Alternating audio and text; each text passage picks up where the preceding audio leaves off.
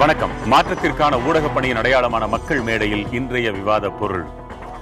சென்னையில் இன்று நடைபெற்ற முதலாவது தேசிய கைத்தறி தின விழாவில் கலந்து கொண்ட பிரதமர் மோடி அதன் பிறகு தமிழக முதலமைச்சரை அவரது போயஸ் கார்டன் இல்லத்திற்கே சென்று சந்தித்து பேசியிருக்கிறார். தமிழகத்தின் கோரிக்கைகள் அடங்கிய 21 பக்க மனுவை பிரதமர் மோடியிடம் முதலமைச்சர் ஜெயலலிதா வழங்கினார். 50 நிமிடங்கள் நீடித்த இந்த சந்திப்பை முழுவதுமாக மக்கள் நலனுக்கானது என்று கருதலாமா அல்லது புதிய கூட்டணிக்கான அச்சாரம் என்று கொள்ளலாமா? பங்கேற்போர் மூத்த பத்திரிகையாளர் திரு தராசு ஷியாம், அரசியல் விமர்சகர் திரு க ஐயநாதன், மோடி ஆதரவாளர் திரு நித்யானந்தன். இவர்களோடு திருச்சி அரங்கிலிருந்து பெருவை சந்தோஷ் மற்றும் கோபிநாத், மதுரை அரங்கிலிருந்து ராஜேஸ்வரன் மற்றும் காமேஸ்வரன், கோவை அரங்கிலிருந்து பிரபாகரன் மற்றும் நர்மதா. பங்கேற்கும் அனைவருக்கும் வணக்கம். திரு ஷியாம், உங்க கருத்து இது மக்கள் நலனுக்கானதா அல்லது புரிந்து கொள்ள வேண்டியது கூட்டணி அச்சாரத்திற்கானது என்பதா? மக்கள் நலனுக்கானதுதான் என்றுதான் நான் நினைக்கிறேன். பிரித்தலும் பேணிக்கொள்ளலும் பிரித்தார் பொறுத்தலும் வல்லது அமைச்சு, இது வள்ளுவன் வாக்கு. பிரித்தல் என்றால் எதிரிகளின் துணைவர்களை பிரித்தல், பேணிக்கொள்ளல் என்றால் நமது துணைவர்களை பேணிக்கொள்ளுதல், பிரித்தார் பொறுத்தல் முக்கியமானது என்னவென்றால் நம்மை விட்டு பிரிந்து போனவர்களை பொறுத்து நம்மிடம் சேர்த்துக் கொள்ளுதல். இந்த 3 இலக்கணங்களும் அமைச்சுக்கு பொருந்தும். நீங்கள் சொல்வது போல கூட்டணிக்கும் அது பொருந்தும். அதே நேரத்தில் இதில் மக்கள் நலனும் இருக்கிறது. எந்த ஒரு அரசாக இருந்தாலும் மக்கள் நலனை புறக்கணித்து அரசு நடத்த முடியாது. மாநில அரசாக இருந்தாலும் சரி, மத்திய அரசாக இருந்தாலும் சரி. அப்போ இந்த சந்திப்பு மக்கள் நலன்னா எங்கள் பார்வையில் ஒரு முதலமைச்சர் ஒரு பிரதமர் இருவரும் சந்தித்தால், இருவரும் மாற்று கட்சியைச் சேர்ந்தவர்கள், 2 மாற்று கட்சியைச் சேர்ந்த ஆளுங்கட்சியாக இருப்பவர்கள் சந்திக்கும் பொழுது இயல்பாகவே ஒத்து வந்தால் நமக்கு நல்லதுதான் மக்கள் நினைப்பாங்க. ஆக இத ஒரு முதலமைச்சர் பிரதமர் சந்திப்பா பார்க்கிறதா, 2 கட்சிகளைச் சேர்ந்தவர்கள் சந்திப்பாக பார்ப்பதா, அல்லது தனிப்பட்ட இருவர் உடல்நலன் குறித்த விசாரணை என்பது போல பார்ப்பதா? 3ல எது? முதலமைச்சர் பிரதமர் சந்திப்பாகத்தான் நாம் பார்க்க வேண்டும். ஏனென்றால் அப்படி கட்சிகளின் சந்திப்பாக இருக்கும் என்று நாம் சந்தேகித்தால் பிரதமர் குறைந்தபட்சம் தமிழக பாரதிய ஜனதாவை சேர்ந்த யாரையாவது அழைத்துக் கொண்டு சென்றிருப்பார். இது ஒரு அரசு ரீதியிலான சந்திப்பு என்று அவர் நினைத்திருப்பார். அது போக முதல் நிகழ்ச்சியாக எது நடக்கிறது என்றால் பிரதமரிடம் மனு கொடுக்கிற நிகழ்ச்சி தான் நடக்கிறது. நம்மை பொறுத்தவரையிலே தமிழகத்திலே தலையாய பிரச்சனைகளாக ஏற்கனவே இருப்பது நமது காவிரி பிரச்சனை, முல்லை பெரியாறு பிரச்சனை, தமிழக மீனவர் பிரச்சனை. இதற்கு ஒரு தீர்வு வர வேண்டும் என்று நாம் அனைவருமே விரும்புகிறோம். அடுத்ததாக இப்போது கிளம்பி வருவது மதுவிலக்கு. மதுவிலக்கு என்பது தேசிய கொள்கையாக இருப்பதுதான் சால சிறந்ததாக இருக்கும் என்பது நம் அனைவருக்கும் தெரிந்ததுதான். பூரண மதுவிலக்கை உடனே கொண்டு வர முடியாது என்பதும் தெரிந்ததுதான். ஆனால் கண்டிப்பாக அதை நோக்கிய ஒரு நடவடிக்கை தேவை. மதுக்கடைகளின் எண்ணிக்கையை குறைக்க வேண்டும், பார்களின் எண்ணிக்கையை குறைக்க வேண்டும் என்றெல்லாம் நாம் பேசிக் கொள்கிறோம்.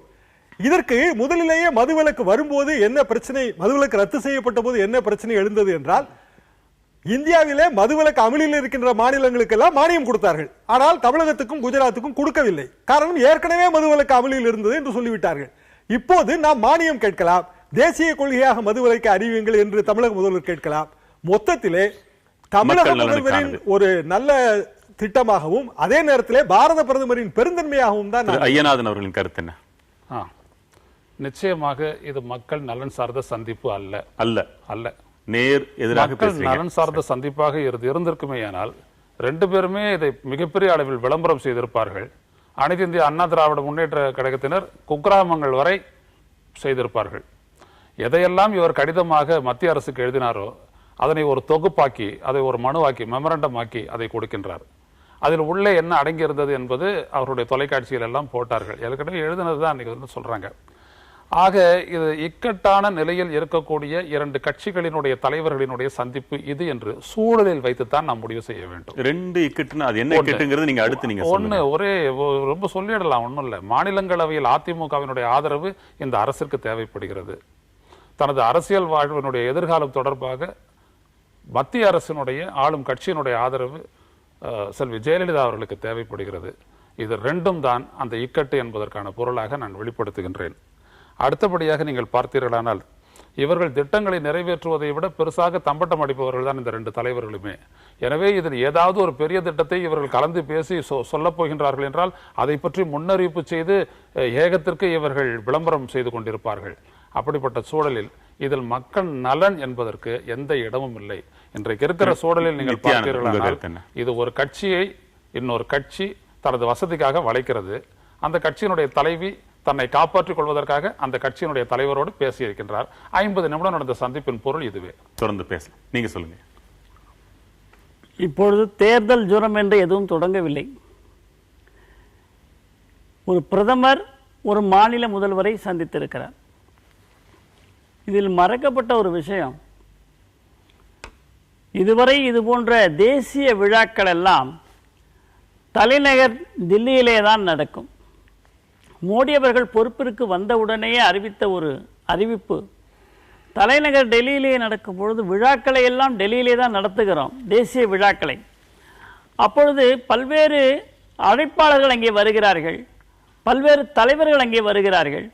அப்பொழுது டெல்லியிலே ஒரு பாதுகாப்பு குவியல் மற்றும் மக்களுடைய கவனம் எல்லாமே டெல்லியிலே அடங்கியிருக்குது.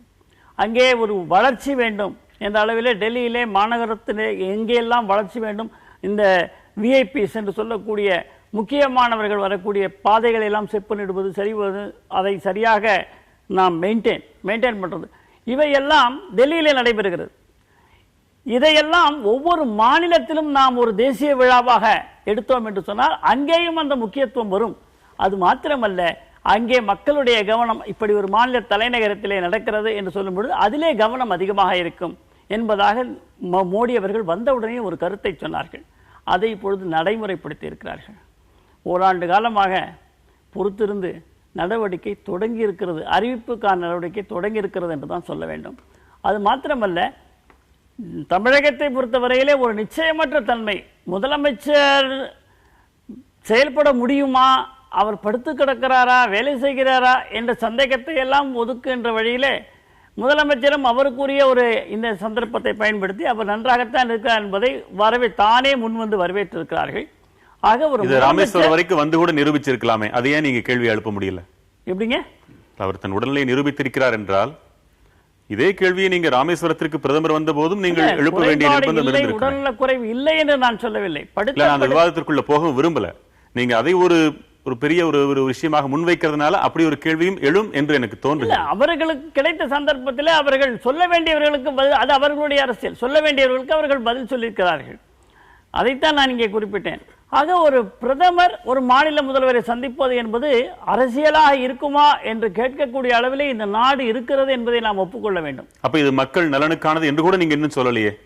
நலனுக்காகத்தான் பிரதமர் ஒரு முதலமைச்சரை சந்திக்கிறார் என்று சொன்னால் நலனுக்காகத்தான். ஏற்கனவே குறிப்பிட்டார்கள், கட்சியினுடைய பொறுப்பாளர்கள் எவருமே அழைத்து செல்லவில்லை என்று சொன்னால் அது அரசு வேலையாகத்தான் வந்திருக்கிறார் என்றுதான் அதன் பொருள். எனவே அரசு வேலை இவர்கள் எதெல்லாம் கடிதமாக கொடுத்தார்களோ அதையெல்லாம் எழுதி கொடுத்திருக்கிறார்கள் என்று கூட அழகாக சொன்னார்கள். தவறில்லை. மீண்டும் மீண்டும் அதை வலியுறுத்துவதும் நேரடியாக வலியுறுத்துவதும் மக்கள் நலனுக்காகத்தான். அதை மக்கள் எப்படி புரிஞ்சிருக்கிறாங்க நம்ம பார்க்கலாம். மதுரை அரங்கில் இருக்கிற காமேஸ்வரன், உங்க வாதம் என்ன? வணக்கம் சார். அதாவது இது முழுக்க அரசியலுடைய ஆதாயம் தான். இது கூட்டணிக்குடைய அச்சாரமா தான் பார்க்கணும்.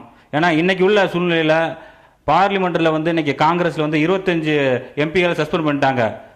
அதே போல லலித் மோடி விஷயத்துல சுஷ்மா ஸ்வராஜ் மேல பதவி விலக சொல்லி போர்க்கொடி பண்றாங்க. அதே போல ராஜஸ்தான் முதல்வர் மேலையும் வழக்குகள், லஞ்ச வழக்குகள் இது பண்ணி அவங்க மேலே பதவி விலகணும். இப்படி பல்வேறு முதல்வர்கள் மேல பதவி விலகணும்னு சொல்லி இன்று காங்கிரஸ் மற்றும் எதிர்கட்சிகள் பார்லிமெண்ட்டை நடக்க முடியாத சூழல் ஏற்பட்டிருக்கு. இதை மனசுல வச்சுதான் இன்னைக்கு ஏடிஎம்கே மொத்தத்தில் 39 எம்பி இருக்கு பார்லிமெண்டத்தில், 11 எம்பி ராஜ்யசபால இருக்கு. இவங்களுடைய ஆதரவு பெறும் என்ற ஒரு சுயநலம் என்ற நோக்கத்தோட தான் இன்னைக்கு மோடி இன்னைக்கு ஜெயலலிதாவை சந்திக்கிறாங்க. ஜெயலலிதாவும் தன்னுடைய வழக்கிலிருந்து தன்னை காப்பாற்றிக்கவும் தன்னுடைய அரசியலுடைய செல்வாக்கை வளர்த்துக்கணுங்கிறக்காண்டி இந்த சந்திப்பு. அப்படி உண்மையிலே மக்கள் நலனா இன்னைக்கு சசி பெருமாள் இறந்து 31ஆம் தேதி இறந்திருக்காரு. அதை தொடர்ந்து தமிழ்நாட்டில் உள்ள அனைத்து பொதுமக்கள், பெண்கள் மற்றும் மாணவர்கள் பல்வேறு கட்சிகளை ஆர்ப்பாட்டம் நடத்துறாங்க. ஆனா இன்று வரையுமே ஒரு பூர்ண மது விலக்கோ இல்ல படிப்படியான மது விலக்கோ இந்த அரசு எதுவுமே மக்களிடையே நேரடியாக ஒரு அறிக்கையை சமர்ப்பிக்கவில்லை.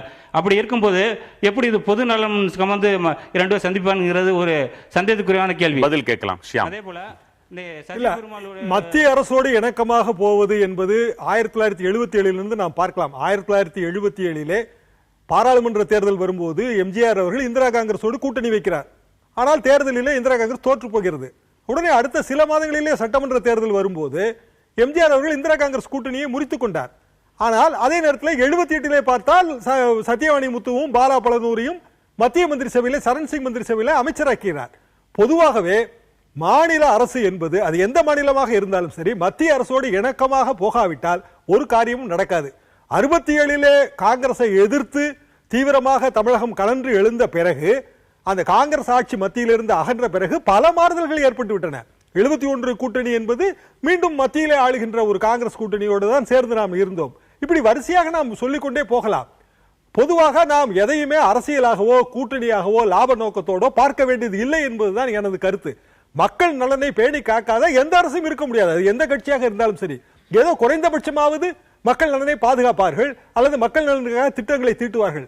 நமக்கு விமர்சனங்கள் இருக்கலாம், அது நமது இஷ்டம். இந்த மதுவிலக்கை பொறுத்தவரையில் நமக்கு விமர்சனங்கள் இருக்கின்றன. நில கையகப்படுத்துதல் சட்டத்தில் சமீபத்தில் மனமாற்றம் ஏற்பட்டிருக்கிறது. அதிமுகவுக்கு மனமாற்றம் ஏற்பட்டிருக்கிறது. நில கையகப்படுத்த சட்டத்திலே மத்திய அரசுக்கு மனமாற்றம் ஏற்பட்டிருக்கிறது. அதையும் நாம் இதிலே கவனிக்க வேண்டிய ஒரு விஷயம். அதிமுகவின் கொள்கை பரப்பு துணை செயலாளர் நாஞ்சில் சம்பத் எங்களது ஆதரவு மத்தியில் ஆளும் அரசுக்கு தேவைப்படுகிறது என்பதாக இந்த சந்திப்பை சொல்லியிருக்கிறார். தமிழக பாரதிய ஜனதா கட்சி தலைவர் இதை அரசியலாக பார்க்காதீர்கள் சொல்லியிருக்கிறாங்க. இந்த ரெண்டுல எதை உண்மையை எடுத்துக்க முடியும்? இல்ல, அதிமுகவின் ஆதரவு, அதிமுக எம்பிக்களின் ஆதரவு திரு அய்யநாதன் கூறியது போல மத்திய அரசுக்கு தேவை. அதை நாம் மறுக்கவே முடியாது. என்றால் ராஜ்யசபையில் அவர்களுக்கு தனி மெஜாரிட்டி இல்லை என்பதெல்லாம் உண்மை. ஆனால் ஒன்று யதார்த்த நிலைமையை நாம் புரிந்து கொள்ள வேண்டும். இன்னும் 4 ஆண்டுகளுக்கு யார் மத்தியிலே ஆட்சி செய்ய போகிறார்கள்? மோடி அரசு. நமக்கு தேர்தல் அடுத்த வருடம் வருகிறது. எந்த கட்சி ஜெயித்தாலும் அது மீண்டும் மத்திய அரசோடு இணக்கமாகத்தானே போக வேண்டும். இப்போது நமது தலையாய பிரச்சனைகள் 4-5 பிரச்சனைகளுக்கு ஒரு பகுதி தீர்வாவது கண்டால் அது நமக்கு நல்லதுதானே. பிரதமர் முதல்வர் சந்திப்பின் மூலமாக அது விளைந்தால் அது புதிய தலைமுறையின் வாயிலாக விளைந்ததாகவே நாம் எடுத்துக்கொள்ளலாம். அய்யநாதன் அவர்கள் சொன்ன அந்த காரணங்களும் இல்லாமல் போயிருச்சுன்னு நீங்க சொல்றீங்களா? இல்ல, அய்யநாதன் அவர்கள் சொன்ன பார்வை என்பது ஒரு அரசியல் விமர்சகரின் பார்வை. நமது பார்வை என்பது மக்களின் சார்பாக மக்கள் மேடையின் பார்வை. அந்த பார்வை அது உண்மையா பொய்யா என்று சொன்னால் கூட போதும். ஆக்கப்பூர்வமானதா இல்லையா என்று கூட இருக்க வேண்டாம். அவர் சொல்றதுல அது அந்த உண்மை இருக்குதா இல்லையா? உண்மை கலந்த பொய்.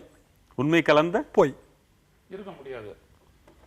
இதில் எந்த விதத்திலாவது தமிழ்நாட்டினுடைய நலன் சார்ந்து விடயங்கள் விவாதிக்கப்பட்டிருக்குமே ஆனால் ஒன்று நரேந்திர மோடியோ அல்லது தமிழக முதல்வர் ஜெயலலிதா அவர்களோ பத்திரிகையாளர்களை இருவருமாக கூட்டு சேர்ந்து சந்தித்து தெளிவுபடுத்தி இருக்கலாம்.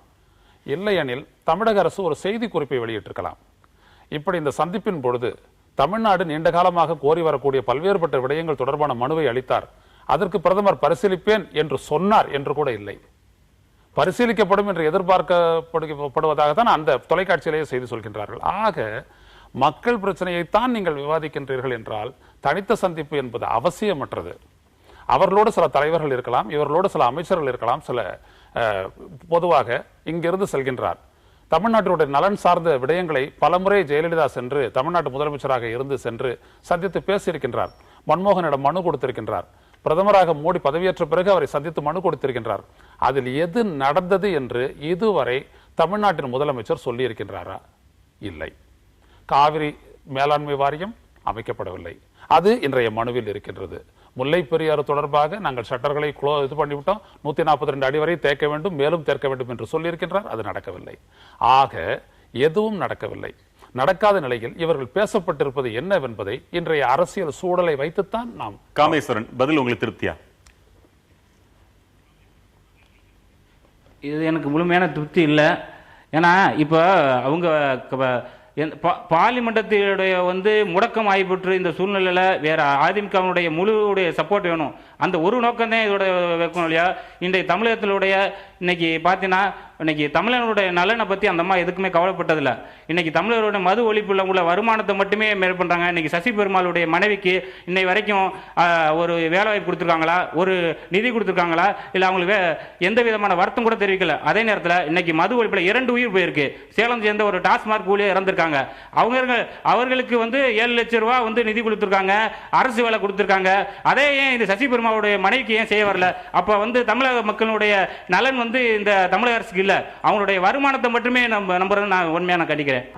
திருச்சி அரங்கில் இருக்கிற கோபிநாத், உங்களுக்கான நேரம். ஐயா வணக்கம். இன்னைக்கு முதலமைச்சர் ஜெயலலிதா அவர்களை மோடி அவர்கள் சந்திச்சது உண்மையிலுமே மக்கள் நலனுங்கிறதாங்க என்னுடைய கருத்து. ஏன்னா பாராளுமன்றத்தில் அவங்களுக்கு 37 எம்பிகள் இருந்தாலும் மாநிலங்களவையில் அவர்களுக்கு 11 எம்பிகள் இருந்தாலும் எந்த தீர்மானங்களும் அவரால் கொண்டு வர முடியாதுங்கிற ஒரு நிதர்சன உண்மைங்கய்யா. ஏன்னா இன்னைக்கு அவங்க வந்து மக்கள் நலனுக்காக இருக்கனால தான் இன்னைக்கு தன்னுடைய வீட்டுக்கு வந்தாலும் அவங்களுடைய பர்சனல் லைஃபை பேசிட்டு இல்லை என்னோட தீர்ப்புல இது பண்ணுங்கலாம் சொல்லிட்டு அவங்க பண்ணியிருக்கலாம். ஆனா முதல் நிகழ்ச்சியாக மக்கள் நலனுக்குண்டான 21 பக்கம் அடங்கிய மனுவை கொடுக்குறாங்க. கொடுத்துட்டு தான் அவங்களுடைய இதை சொல்றாங்க, தவிர்த்து மற்ற எதுவும் எங்களால பார்க்க முடியலங்கய்யா. அவங்க சொன்னாங்க தீர்ப்பை வந்து வளைக்கிற விஷயம் இல்ல தீர்ப்புக்காக சொல்றான்னாங்க. ஒரு மத்திய அமைச்சர் வந்து ஜெயலலிதா அவர்கள் சந்திச்ச பொழுது தீர்ப்புல வந்து திருப்பம் வந்துடும், தீர்ப்பை வந்து மாட்டிடுவாங்கன்னா சொன்ன பிறகு கூட செப்டம்பர் 27 அவர்களுக்கு தீர்ப்பு வந்து எதிராக தான் வந்ததுங்கிறத இவங்க நினைவில் கொள்ளணும். ஏன்னா இவங்க வந்ததுனாலதான் அவங்க கூட்டணி அச்சாரங்கிறத வந்து ஏத்துக்கவே முடியாது. மக்கள் ஒன்றை தான் அவங்க நினைச்சுட்டு செய்யறாங்களோ ஒழிந்து மற்றபடி கிடையாது. ஏன்னா அவங்களுக்கு வந்து இன்னைக்கு மனு கொடுத்திருக்காங்க. அது இல்லாம இவங்க வந்து மத்திய அமைச்சர்களா இருந்தாலும் யாரா இருந்தாலும் ஒரு உதாரணத்தோட சொல்றாங்க. வந்தாங்க தீர்ப்பு அப்படிலாம் மாறல அப்படின்னு சொல்றாங்க. அதனாலதான் மோடி அவர்களை இப்ப அதான் நான் என்னுடைய கோபிநாத் அவங்களுடைய மறுமொழியை கேளுங்க, அப்புறம் நீங்க மீண்டும் விவாதிக்கலாம். அதான் நான் சொன்னேன், ஒரு மிக முக்கியத்துவம் வாய்ந்த ஒரு சந்திப்பு, நான் விவாதிக்கக்கூடிய அளவிற்கு வெரி சிக்னிபிகன்ட். அப்படிப்பட்ட ஒரு சந்திப்பை பற்றி ஒரு வரி கூட தமிழக அரசுடைய செய்தி குறிப்பு வெளிவந்ததா? இல்லை. ஹிலாரி கிளின்டன் வந்து பேசிவிட்டு போன 1 மணி நேரத்தில் ஒரு நீண்ட நெடிய ஒரு செய்தி குறிப்பு தமிழக அரசிடமிருந்து வருகிறது. அப்படி ஒவ்வொரு விடயமும் ஒரு நாட்டு மக்கள் தொடர்பான அல்லது மாநிலம் தொடர்பான முக்கியத்துவம் வாய்ந்த ஏதாவது நிகழ்ந்திருந்தால் அது தொடர்பாக வரும். அப்படி எதுவும் வரவில்லை. ஒன்று. நல்ல விதமா நீங்க பார்க்கலாமே, விளம்பரப்படுத்திக்கல. இல்ல அப்படிலாம் கிடையாது. நாட்டு மக்களுக்கு செய்தியை சொல்லணும் இல்லைங்களா? ஒரு எதிர்பார்ப்பு இருக்கு இல்லைங்களா? இன்னைக்கு பிரதமர் வந்தாரு, இவங்க போய் வரவேற்றாங்க, அதுக்கு பிறகு பிரதமரே வீட்டுக்கு வராரு, அப்ப இவங்க என்ன பேசியிருப்பாங்க என்ற ஒரு எதிர்பார்ப்பு இருக்கு இல்லையா? அதனால தான் நாமளே விவாதிக்கிறோம். பேசவே வேண்டாம். 21 பக்க மனுவிலே எல்லாமே இருக்கு. மாலை நாளிதழ்கள் அத்தனை வந்திருக்கு, தொலைக்காட்சிகளே வந்திருக்கு. அதான் நான் சொன்னேன், அது கடிதத்துல செய்தி போய் சேர்ந்துருச்சுல. அதான் கடிதத்துல இருந்து எதெல்லாம் கடிதம் போட்டு நிறைவேறலையோ அதே தான் மறுபடியும் மனுவா கொடுத்துருக்காங்க. அப்ப அது சரியான செயல் தானே? இல்ல, அது ஒரு சரியான செயல். பிரதமரே நேரில் வீட்டிற்கே வருகிறார் என்றால் இதை விட சரியான தருணம் எது? இந்தாங்க இப்படிங்க 21 கோரிக்கை என்னாச்சு? வீட்டுக்கு வந்தவங்களை மகிழ்ச்சிகரமாக அனுப்பணும்ன்றது மாறி என்னுடைய கோரிக்கைகள் நீங்கள் நிறைவேற்றவில்லை, இதோ திருப்பியும் கொடுக்கிறேன்னு சொல்றதுதானே திண்மை. இந்த மொத்த சந்திப்பு வந்துட்டு மக்கள் நலன் சார்ந்ததான்றதை காட்டிக்கிறதுக்கு முதல்ல எடுத்த உடனே போட்டோ எடுத்து கொடுத்துட்றாங்க. அதோட முடிஞ்சு போச்சு. எல்லாரும் கேமராமேன் எல்லாம் வெளியாடி போயிட்டாங்க. அதுக்கப்புறம் பேசுறாங்க. இவ்வளவுதான் விஷயம். இதுல இருந்து நாம் புரிந்து கொள்ளக்கூடிய விடயம் அவ்வளவுதான். நம்மை பொறுத்தவரை நமக்கு நன்றாக தெரியும், எவ்வித கவலையும் இன்றி தான் நினைத்தபடி செயல்படக்கூடியவர் தமிழ்நாட்டினுடைய முதலமைச்சர். எதற்கும் கவலைப்பட மாட்டார். எல்லாரையும் போயிட்டு வரவேற்கவும் மாட்டார். அதெல்லாம் புரோட்டோகால் அப்படின்றதெல்லாம் அவங்களுக்கு அப்பாற்பட்ட விடயம். இன்றைக்கு அவர் சம்பந்தப்பட்ட கவலை இருக்கிறது. அந்த கவலை சந்திக்க வைக்கிறது. பிரதமர் மோடிக்கு இந்த அரசு நிறைவேற்ற வேண்டிய சட்டங்கள் தொடர்பாக ஒரு தேவை இருக்கின்றது, சந்திக்கின்றார். அதில் நாட்டு நலன் இருக்கிறதா இல்லையா என்பதை அந்த குறிப்பிட்ட பிரச்சனைகளில் இருந்து தான் நாம் புரிந்து கொள்ள வேண்டும். முக்கியமாக இந்த சந்திப்பு என்பது எதிர்வரக்கூடிய தமிழ்நாடு சட்டமன்ற தேர்தல் தொடர்பான ஒரு சந்திப்பாகவும் இதில் நடந்திருக்கலாம். அப்படின்னா இன்றைக்கு அது தொடர்பான தமிழிசை சவுந்தரராஜன் இதை அரசியல் கூட்டணிக்கான முயற்சி ஏதும் இல்லை அப்படின்னு சொல்ல வேண்டிய அவசியம் என்ன? இது கூட அவர்களை கோபப்படுத்தி விட வாய்ப்பு இருக்கும் தானே? பாரதிய ஜனதா தலைமையை, அகில இந்திய பாரதிய ஜனதா தலைமை எந்த அளவிற்கு ஒரு உயர்த்தி வைத்து போற்றுகிறது என்பதை பொறுத்தனாதான் அதை முடிவு செய்ய முடியும். அப்படி இருந்திருந்தால், அவ்வளவு தூரம் ஒரு அரசியலாக இருந்திருந்தால் இந்த சந்திப்பில் அவரும் இடம்பெற்றிருப்பார். பொன் ராதாகிருஷ்ணன் என்கின்ற ஒரு அமைச்சரை இடம்பெறவில்லை அந்த சந்திப்பில். ஏன் இடம்பெற்றிருக்க கூடாது? மக்கள் நலன் சார்ந்த விடயங்களில் ஒரு அமைச்சர், மாநில முதலமைச்சர் இவர்கள் வந்திருக்கலாம். நித்யானந்தன் பதில் என்ன? பிரதமரும் முதலமைச்சரும் சந்தித்தார்கள். அவரோடு யார் இருக்க வேண்டும் என்பது அவர்கள் தீர்மானிக்க வேண்டிய விஷயம். அதில் நான் உள்ள போக விரும்பல.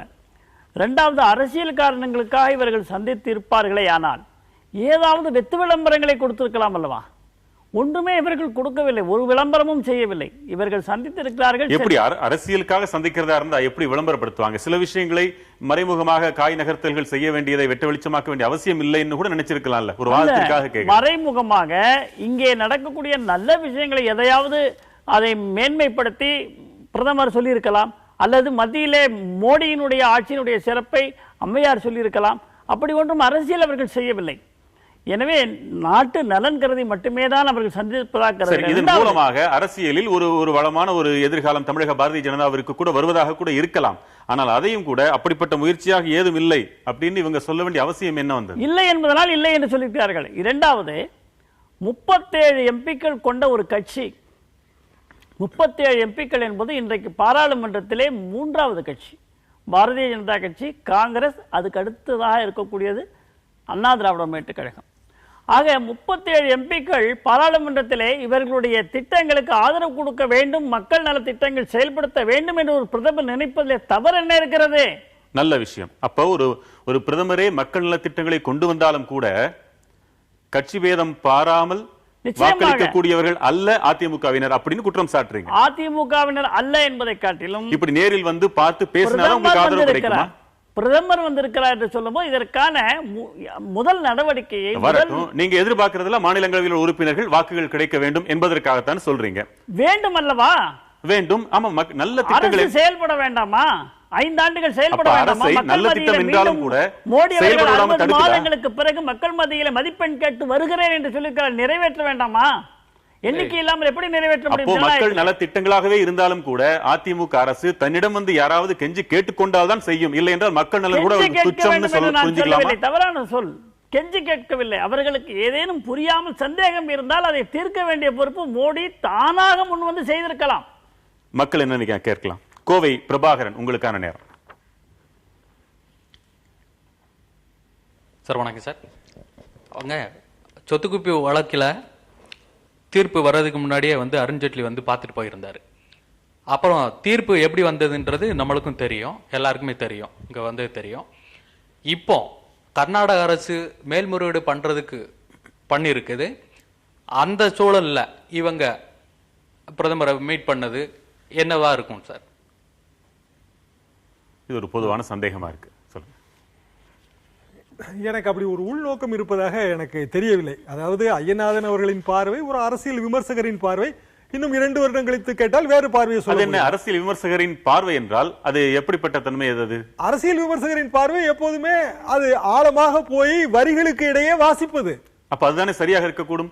பொதுமக்கள் பார்வையில் இருந்து மாறி உள்ளே என்ன ஒளிந்திருக்கிறது என்பதையும் காட்டக்கூடியவர் தானே அரசியல் விமர்சகர். நான் ஒன்று கேட்கிறேன். லோக்சபாவிலே பாரதிய ஜனதாவுக்கு மெஜாரிட்டி இருக்கிறது. ராஜ்யசபாவிலே இவர்களுக்கு இருப்பது வெறும் 11 எம்பிக்கள் தான். 11 எம்பிக்கள் தான். இன்னும் 2-3 மாநிலங்களிலே தேர்தல் நடந்து முடிந்த பிறகு அடுத்த வருடத்திலேயே பாரதிய ஜனதா தன்னிச்சையான மெஜாரிட்டியை பெற்றுவிடும். ஆக வலிந்து போய் அதிமுகவின் உதவியை கேட்க வேண்டும் என்கிற அவசியம் பாரதிய ஜனதாவுக்கு இல்லை. பாரதிய ஜனதாவின் ஆதரவை பெற்றுத்தான் தமிழ்நாட்டிலே வெற்றி பெற வேண்டும் என்ற அவசியம் அதிமுகவுக்கும் இல்லை. அது நிதர்சனமான நிலைமை. அதை நான் புரிந்து கொள்ள வேண்டும். அப்ப அரசியல் விமர்சகருக்கு இதுவும் தெரிந்திருக்கும் தானே? அது தெரிஞ்சுதான் நீங்க சொல்றீங்கல்ல. அரசியல் விமர்சகர் அவர் ஒரு சுவாரஸ்யத்துக்காக சொல்கிறார். அப்படியா? அப்படியெல்லாம் அதுதான் நான் ஒரே ஒரு கேள்வி மட்டும் வைத்தேன். இது மக்கள் மேடை சுவாரஸ்யத்திற்கான கூத்து கொண்டாட்டமாக மாற என்றைக்கும் நான் அனுமதிக்க மாட்டேன். ஒரே ஒரு விடயம் உள்ளது என்னவோ அதை சொல்லுங்க. இது முக்கியத்துவம் வாய்ந்த ஒரு சந்திப்பு. ஆனால் இதில் மக்கள் நலன் இல்லை என்கின்றேன். அது இருக்கின்றது என்பதற்கு ஒரு ஆதாரம் சொல்லுங்கள். இருந்திருந்தால் ஏன் செய்தி குறிப்பு வெளியிடப்படவில்லை என்பதற்கு நீங்கள் பதில் சொல்லுங்க. செய்தி குறிப்பு ஏன் வெளியிடவில்லை என்று நான் நினைக்கிறேன் என்றால், இப்போது இவர் ஐயநாதன் கூறியது போல ஏற்கனவே கொடுக்கப்பட்ட பல விஷயங்கள் அதில் இருக்கின்றன. மத்திய அரசு நடவடிக்கை எடுக்கவில்லை என்பது உண்மை, அல்லது நடவடிக்கை எடுக்க தாமதம் செய்கிறது என்பது உண்மை. அதை துரிதப்படுத்துவதற்காக இன்னொரு ரிமைண்டர், மறந்து கொண்டே இருப்பது மத்திய அரசின் இயல்பு, மீண்டும் மீண்டும் அதை நினைவுபடுத்திக் கொண்டே இருப்பது மாநில அரசின் கடமை. அதை அவர்கள் செய்திருக்கிறார்கள். ஏதாவது ஒரு ஃப்ரூட்ஃபுல்லான ரிசல்ட் வரும்போது செய்தி குறிப்பு வெளியிடலாம் என்று அவர்கள் நினைக்கலாம். செய்தி குறிப்பு வெளியிட்டால் விளம்பரம் என்று சொல்கிறோம், செய்தி குறிப்பு வெளியிடாவிட்டால் ஏன் வெளியிடவில்லை என்று கேட்கிறோம். இது என்ன நியாயம்? செய்தி குறிப்பு என்பது விளம்பரம் அல்ல, மக்களுக்கு நடந்த சந்திப்பில் நிகழ்ந்தது என்ன என்பது தெரிவிப்பது. இந்த சந்திப்பின் மூலம் இது நிகழ்ந்திருக்கிறது. அது இன்னொரு விடயத்தில் நாம் உருவாக்கக்கூடிய எல்லா சர்ச்சைகளுக்கும் ஒரு முற்றுப்புள்ளி வைக்கும் அல்லவா? நாம் எல்லாம் உத்தேசமாக சொல்கின்றோமே, இன்றைக்கு என்ன விமர்சகர் இவர் இப்படித்தான் பேசுவார், இன்னும் 2 வருடத்திற்கு பிறகு அப்படி பேசுவார் என்று சொல்லக்கூடியவர், நான் கேட்கின்றேன், அந்த முற்றுப்புள்ளி வைக்க வேண்டிய அவசியம் ஒரு அரசுக்கு இருக்கிறதா இல்லையா? இரண்டாவது ஒரு விடயம் சொல்கின்றேன். 11 செல்வி ஜெயலலிதா அவர்களுக்கு மத்திய அரசினுடைய ஆதரவு தேவைப்படும் அளவிற்கு மத்திய அரசிற்கு அதிமுகவினுடைய ஆதரவு தேவைப்படவில்லை. ஏனென்றால் அப்படி என்றால் பிரதமர் வீட்டுக்கு போய் இருக்க கூடாது. ஒரு சட்டம் புரோட்டோகாலை மீறி ஒரு பிரதமர் எதற்கு ஒரு மாநில மக்களவையில் நிறைவேறிவிட்டது. மாநிலங்களவையில் நிறைவேறாவிட்டால் மத்திய அரசுக்கு இருக்கக்கூடிய அடுத்த வழி கூட்டு நாடாளுமன்றத்தை நிறைவேற்றி விடலாம். அப்படி கூட்டு நாடாளுமன்ற குழுவை கூட்டினால் நிச்சயம் அந்த சட்டம் நிறைவேறிவிடும். கூட்டு நாடாளுமன்ற இத்தனை முறை தான் கூட்ட வேண்டும் என்று இருக்கிறது. இல்லை, ஒரு முறை கூட கூட்டவில்லையே. இல்ல, ஒரு முறை குழு கூட்டம் என்பது ஒரு வரலாற்றில் எடுத்து பார்த்தால் மிகவும் சில முறையில் தான் கூட்டப்பட்டிருக்கிறது. ஒவ்வொரு சட்டத்திற்கும் சொல்றார். இந்த நாட்டினுடைய பொடா சட்டம் எடுத்துக்கொள்ளுங்கள். அந்த பொடா சட்டம் நிறைவேற்றும் பொழுது காங்கிரஸ் அப்படிப்பட்ட நெருக்கடியை சந்தித்தது. அப்பொழுது கூட்டு நாடாளுமன்ற குழு கூட்டம் நடந்து அது நிறைவேற்றப்பட்டது. அதே போல நிறைவேற்றக்கூடிய வலிமை இன்றைக்கு பாரதிய ஜனதா கட்சிக்கு இருக்கிறது. இருந்தாலும் இந்த நிகழ்வு ஏன் நடக்கின்றது என்றால் இதில் சில நலன்கள் அடங்கி இருக்கின்றது. அந்த நலன்கள் மக்கள் சார்ந்ததாக இல்லை. இருந்திருந்தால் அது ஏதாவது ஒரு விடயத்தில் ஒரு செய்தியாக வெளிவந்திருக்கும், வரவில்லை. இந்த கூட்டு நாடாளுமன்றம் என்ற ஒரு யுக்தி இருக்கிறதே, அது அன்றாடம் பயன்படுத்துவதற்காக அவர்கள் செய்யவில்லை. நடைமுறையில் அப்படி கிடையாது. ஒரு சட்டத்திற்கு அது இருக்கட்டும். இந்த மக்கள் நலன் என்றால் வெளிப்படுத்துவது என்ன தயக்கம்? அது இறுதி கட்ட ஆயுதமாக பயன்படுத்தலாம். இல்ல, இது மக்கள் நலன் என்றால் எனவே எந்த அளவிற்கு எல்லா கட்சியும் சேர்த்து ஆட்சியை நடத்த வேண்டும் என்று மோடி விரும்புகிறார். இல்ல, இந்த விஷயத்துல மக்கள் நலன்னா நீங்க விளம்பரப்படுத்தினால் கூட மக்கள் அதை ஏற்றுக்கொள்ளத்தான் செய்வார்கள் என்று கருதுகிறேன். அதையாவது செய்யலையே, செய்தி குறிப்பு கூட வெளியிடப்படவில்லையேன்னு கேட்கிறாரு. அதற்கு நான் பொறுத்திருந்துதான் பார்க்க வேண்டும் என்று நான் நினைக்கிறேன். ஏனென்றால் இப்போது மக்கள் நலன் என்று நாம் எதையெல்லாம் நினைக்கிறோமோ, உதாரணமாக மதுவிலக்கு, மணல் வந்து அடுத்த மாநிலத்திற்கு செல்லாமல் தடுத்தல் என்பது மிகவும் முக்கியமான ஒரு விஷயம். அதுக்கு மத்திய அரசு தேவையோ? மத்திய அரசு தேவை என்று இல்லை, பட் மற்ற மாநிலங்களையும் அதை நாம் சேர்க்க வேண்டும் அல்லவா? இந்தியா என்பது ஒரு சமஷ்டி நாடு, ஒரு பெடரல் செட்டப். இதுல வந்து எல்லாவற்றிலுமே நாம் அரசியல் இருப்பதாக நினைக்க வேண்டாம். கூட்டணிக்கான அச்சாரமாக இருந்தாலும் அதுல என்ன தவறு இருக்கிறது? நாம் ஏற்கனவே இதை பற்றி அதுல நம்ம அடுத்த கேள்விகள் இருக்கு. ராஜேஸ்வரன் மதுரையிலிருந்து உங்களுக்கான நேரம். அதுல என்ன பெரிய தவறு இருக்கிறது? அது ஒண்ணும் இல்லையா சார்? வணக்கம். தவறுன்னு யாரும் சொல்லல சார். வணக்கம். அப்படி ஒன்று இருக்கிறதா என்பதுதான் கேள்வி. இருக்கலாம். ராஜேஸ்வரன் சொல்லுங்க. வணக்கம். அதாவது இவங்க ரெண்டு பேரோட சந்திப்பு வந்து கண்டிப்பா அரசியல் கூட்டணிக்கான அச்சாரம் கிடையாது. ஏன்னா இவங்க ரெண்டு பேருமே வந்து முதலமைச்சராக இருந்த காலத்துல இருந்தே வந்து நம்ம நெருங்கிய நண்பர்களா இருந்திருக்காங்க. அதோட தனிப்பட்ட முறையில வந்து சந்திப்பு மற்றும் அதன் இடையில வந்து ஒரு நண்பர் வந்து பிரதமராக இருக்கிறதுனால இன்னொரு நண்பர் தன்னோட மாநிலம் சார்ந்த கோரிக்கைகளை வந்து சமர்ப்பிக்கிறாங்க. அதனால வந்து இது வந்து மக்கள் நலன் சார்ந்தது மற்றும் தனிப்பட்ட முறையிலான சந்திப்பு தான் அவங்க ரெண்டு பேரோடது. சரி, அப்படி பார்க்கலாமா திரு ஐயநாதன்? தனிப்பட்ட சந்திப்புல மக்கள் நலனுக்கான விஷயங்களையும் சொல்லலாம் இல்லையா? ஆமா. இப்ப நண்பர்கள், இவர் பிரதமராவதற்கு முன்னாலேயே செல்வி ஜெயலலிதா அவர்கள் இந்த நாட்டினுடைய தமிழ்நாட்டினுடைய முதலமைச்சராக 3வது முறையாக பதவியேற்ற போது வந்தவர். நெருக்கமான நண்பர்கள். நண்பர் பிரதமரானார். தமிழ்நாட்டு முதல்வராக சென்று சந்தித்து பேசினார். இன்றைக்கு கொடுத்ததை போலவே ஒரு மனு கொடுத்தார். அந்த மனு எல்லா பத்திரிகைகளுக்கும் செய்தி குறிப்பாக வெளியிடப்பட்டது. அந்த மனுவில் நிறைவேற்றப்பட்டு இருக்கின்றதா அந்த நண்பரால்? நட்பு என்பது எனது நண்பர் இந்த நாட்டினுடைய தமிழ்நாட்டினுடைய முதல்வராக இருக்கின்றார், அவர் கொடுத்த மனுவிற்கு ஏதாவது ஒரு மரியாதை, முக்கிய பிரச்சனைகள் ஏதாவது நடவடிக்கை ஏதாவது செய்தாரா? இல்லை. அப்படி என்றால் நண்பராக இருந்தாலும் அரசியல் தொடர்பான காரணங்களே மிகுந்து நிற்கின்றன. அப்படிப்பட்ட நிலையில்தான் மீண்டும் மனு கொடுக்க வேண்டிய ஒரு அவசியம் 1.5 வருடத்திற்கு பிறகும் வருகிறது. இதற்குத்தான் நாம் பதில் தேட வேண்டும். நாம் பதில் தேடி நாம் கிடைக்காத போதுதான் இதெல்லாம் 1.5 வருஷமா இல்லைங்க. இந்த மனுக்களில் அடங்கிய பொருள்கள் எல்லாம் 1.5 வருஷமா இல்ல, காலமா இருந்து கொண்டிருக்கிறது. காவிரி நடுவர் மன்றத்தினுடைய தீர்ப்பை ஒட்டி காவிரி மேலாண்மை வாரியம் அமைக்க வேண்டும், அப்படி அமைத்தால் தான் எங்களுக்கு தண்ணீர் கிடைக்கும் என்று எத்தனை கடிதங்கள் செல்வி ஜெயலலிதா அவர்கள் எழுதியிருப்பார். முல்லை பெரியாறு தொடர்பான விடயத்தில் எத்தனை கடிதங்கள் இருக்கின்றது. ஆக இதில் எதிரையுமே மத்திய அரசு ஒரு நடவடிக்கை எடுத்து தமிழ்நாட்டினுடைய கோரிக்கையை ஏற்றது என்று சொல்ல முடியாது. நர்மதா, கோவை அரங்கத்தில் இருக்கிறீங்க, உங்களுக்கான நேரம். அதாவது ஒரு முதலமைச்சரும் ஒரு பிரதமரும் வந்து மீட் பண்ணிக்கிறத ஒரு பொது நலனுக்காக தான் இருக்குன்றது வந்து என்னோட வாதம். எதனால அப்படின்னா, ஒரு உடல்நிலை சரியில்லாதவங்க அவரை போய் ஏர்போர்ட்ல ரிசீவ் பண்ணாங்க அப்படிங்கும் போது அது ஒரு மரியாதை நிமித்தமாக அது வெளிக்காட்டுது. அதே மாதிரி மோடி அவர்களும் அதை ஒரு மரியாதை நிமித்தமாக எடுத்துக்கொண்டு அவர்களை நேரில் சந்தித்திருக்கலாம் என்பதே எனது வாதம்.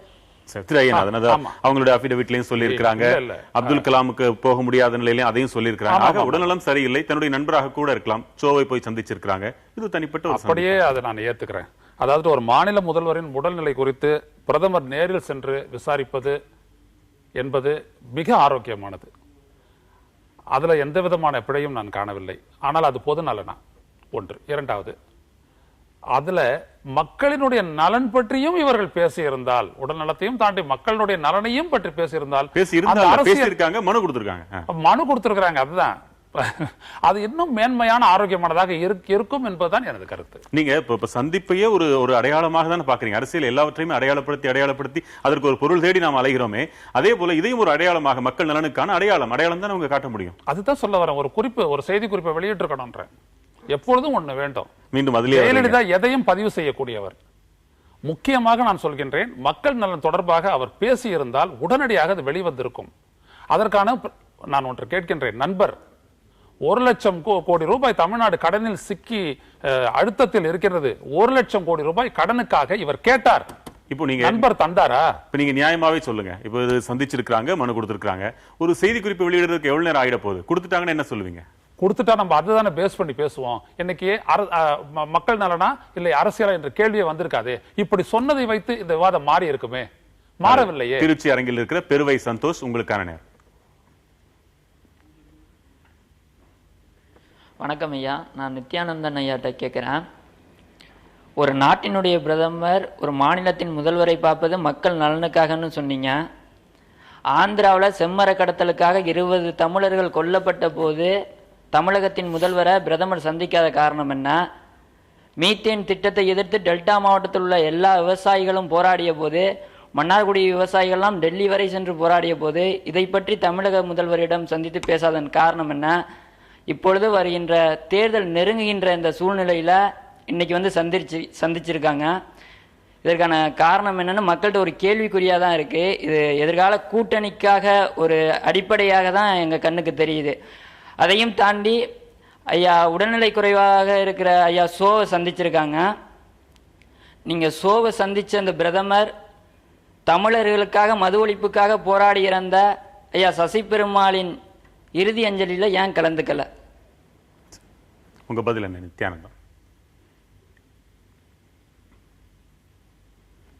கேள்வி கேட்டார். தனிப்பட்ட முறையில் சந்திப்பது என்று ஆகிவிட்ட பிறகு தமிழ்நாட்டின் நலனுக்கென்று இன்றைக்கு சசி பெருமாள் உயிரிழந்திருக்கிறாரே, அதற்கு கூட போயிருக்கலாமே. யார் போயிருக்கலாம்? பிரதமர் தனிப்பட்ட முறையிலே இருவரும் சந்தித்திருக்கிறார்கள். சந்தித்திருக்கின்ற நேரத்தில் தமிழ்நாட்டுக்கு தேவையானவற்றை இவையெல்லாம் எனக்கு மிக அவசியமாக தேவைப்படுகிறது என்ற சோவை சந்தித்ததை அவர் சொல்றார். சோவை சந்தித்தது தனிப்பட்ட முறையில தான் சந்தித்திருக்கிறார். அவருக்கு உடல்நிலை சரியில்லாத காரணத்தினால் சந்தித்திருக்கிறார். இதுல என்ன இருக்கிறது? அதுதான் கேட்கிறார். அதே போல இன்றைக்கு சசி பெருமாள் என்ற விவகாரம் தமிழகத்தில் ஒரு அரசியல் கட்சி தலைவர்கள் அத்தனை பேரும் அங்கே போய் குழுமி இருக்கிறார்களே, மக்கள் நலனுக்காக என்று கருதுகிறார்களே, இவரும் அதில் போயிருக்கலாமே கேட்கிறார். உணர்வுகள் நியாயமானது. இந்த உணர்வை நான் கொச்சைப்படுத்த விரும்பவில்லை. ஆனால் பிரதமருடைய நேரம் என்பது ஒன்று இருக்கிறது. சென்னைக்கு வந்திருக்கிறார். சென்னையிலே சந்திக்க வேண்டிய 2 நபரை சந்தித்து சென்றிருக்கிறார். அது கேள்வியில் தவறு இருப்பதாக நான் கருதவில்லை. அந்த உணர்வை நான் மதிக்கிறேன். இதே போல மக்கள் நலனுக்காக முதலமைச்சரை சென்று டெல்லியில சென்று பல்வேறு பிரச்சனைகளுக்காக சந்திச்சிருக்கலாமே அப்படின்னு ஒரு கேள்வி சந்தித்திருக்கலாம். ரைட், அது உங்களிடம் கேட்க வேண்டிய கேள்வி இல்லைன்னு நான் நினைக்கிறேன். சரி, திரு ஐயநாதன், ஆமா, ஒருவேளை இது கூட்டணிக்கான அச்சாரத்திற்கு கூட இது வழிவகுப்பதாக கூட இருக்கட்டும், என்ன தவறுன்னு கேட்கிறாங்க. நான் என்ன சொல்ல வரேன், அதை வெளிப்படுத்திட்டு போங்க. அதான் வெளிப்பட போகுது, எதிர்காலம் தான் காட்ட போகுது. நிச்சயமா தலைமைகளில் பாருங்க சந்தோஷப்படுற. அதாவது ஷியாம் அதை சொன்ன உடனே, திரு ஷியாம் அவர்கள் சொன்ன உடனே வெளிப்பட்ட அந்த மகிழ்ச்சியை பாருங்கள். தமிழிசை சவுந்தரராஜனோடு நின்று விடாதீர்கள், அதையும் தாண்டி பாருங்கள் அந்த மகிழ்ச்சி. நான் கவனிக்கலையே, நீங்க எப்ப கவனிச்சீங்க? நான் எப்ப கவனிச்சிட்டேன். அந்த ஒரு நொடி இல்லையா? சந்திரமுகி பட கதை போல இருக்கு, ஒரு நொடியில எப்பொழுதும் இருக்கும். இது சொன்னதுனால அது கூட வெளியில வந்துச்சு. எதுக்கு நான் சொல்ல வரேன் அப்படின்னீங்கன்னா, ஒரு கட்சியும் இன்னொரு கட்சியும் கூட்டணி என்று பேசுவதற்காக ஒரு மாநில முதல்வரும் ஒரு பிரதமரும் சந்தித்திருக்கின்றார்கள் என்றால் இந்த சந்திப்பினுடைய முக்கியத்துவத்தை அது குறைக்கிறதா கூட்டுகிறதா அதை மக்களே முடிவு செய்து கொள்ளட்டும். நான் கேட்பது, நெருக்கடியான பல சிக்கல்களை சிக்கி இருக்கக்கூடிய ஒரு மாநிலம் தமிழ்நாடு.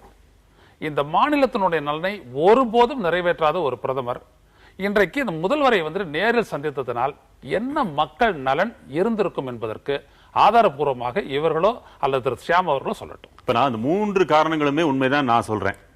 ஒரு முதலமைச்சர் பிரதமரை சந்திக்கும் பொழுது இருப்பதாக அந்த மனு கொடுக்கப்பட்டிருக்கிறது. தனிப்பட்ட நண்பர்கள் உடல்நலன் குறித்து விசாரித்துக் கொள்வதாக அது இருக்கிறது. ஒருவேளை கூட்டணிக்கான அச்சாரமாக கூட இருக்கலாம் 2 கட்சியை சேர்ந்தவர்கள் பேசிக் கொள்கிறார்கள். பார்த்திருக்கிறாங்களே, அது தொடர்பான அட்வைசர் இல்லையா, அவங்களுக்கு கூட்டணி எல்லாம் செல்வி ஜெயலலிதா அவர்கள் கூட்டணி பற்றி பேசக்கூடிய அட்வைசரையும் போய் பார்த்திருக்கிறாங்க. உச்சகட்டம் சொல்றாரு. அதாவது முக நக நட்பது நட்பென்று நெஞ்சத்து அக நக நட்பது நட்பு. நட்பு என்ற அடிப்படையிலே முதலமைச்சர் அவர்களை பார்த்து நலம் விசாரித்திருக்கலாம், தவறு கிடையாது. திரு சோ அவர்களை கண்டிப்பாக அதற்காகத்தான் அவர் பார்த்திருக்கிறார், அதிலும் தவறு கிடையாது. கூட்டணி என்று சொன்னால் முதலமைச்சர் வேட்பாளர் இல்லாத ஒரு கட்சியோடு தானே நாம் கூட்டணி வைக்க முடியும். என்ன சொல்ல வரீங்க?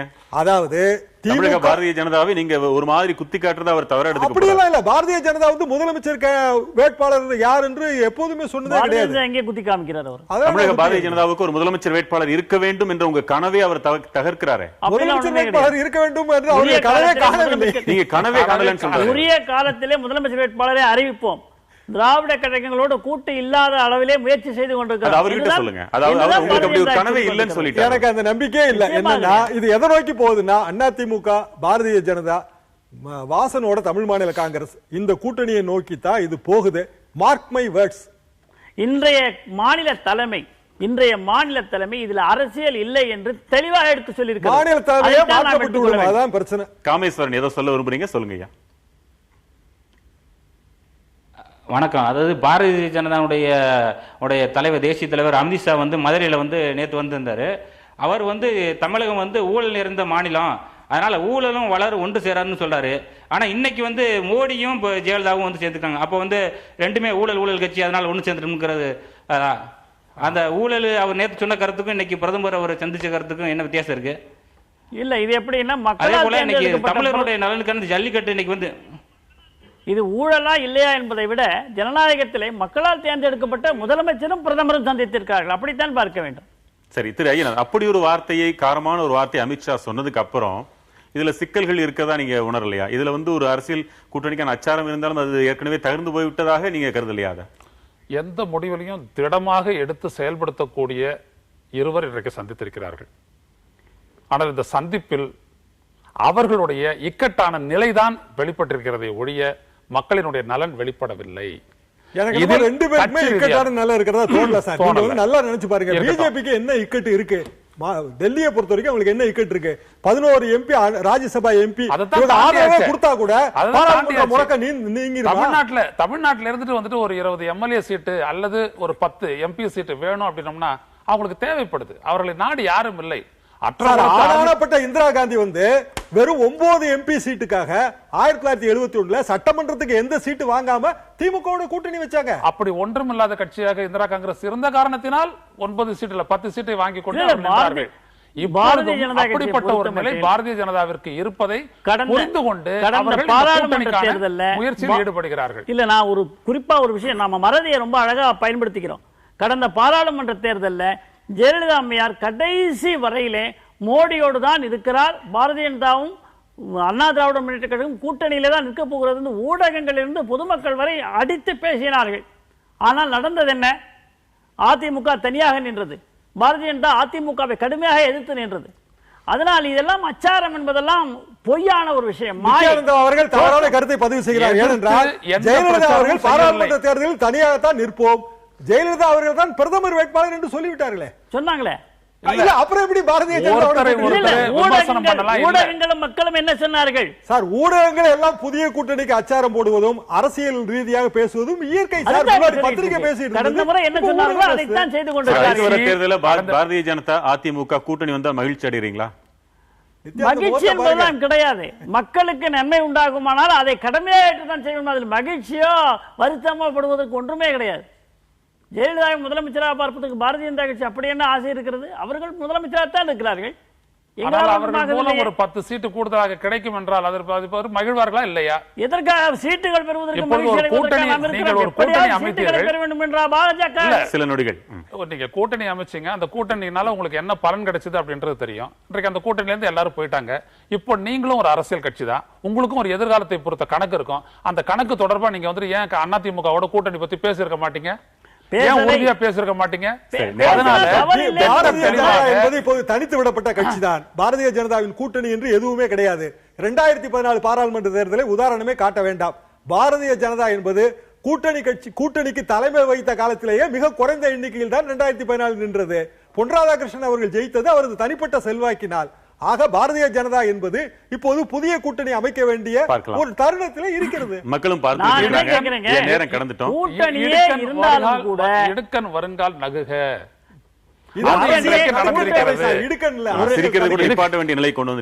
நம்முடைய ஜனநாயக நாட்டில் பல கட்சி சேர்ந்து நிற்பது 67 இருந்து திராவிட முன்னேற்ற கழகம் கூட தனியாக என்றைக்குமே நின்று வந்தது கிடையாது. நான் ஒண்ணே ஒண்ணு சொல்றேன் சார், இதை பதிவு பண்ணி ஆகணும். என்னன்னா, அண்ணா முன்னாடி சொன்னாரு, காதிலே கடுக்கன் போட்டிருந்தேன், வைர கடுக்கன், அது காது வந்து எனக்கு புண்டாகி விட்டது, கலற்றி வைத்திருக்கிறேன் என்று.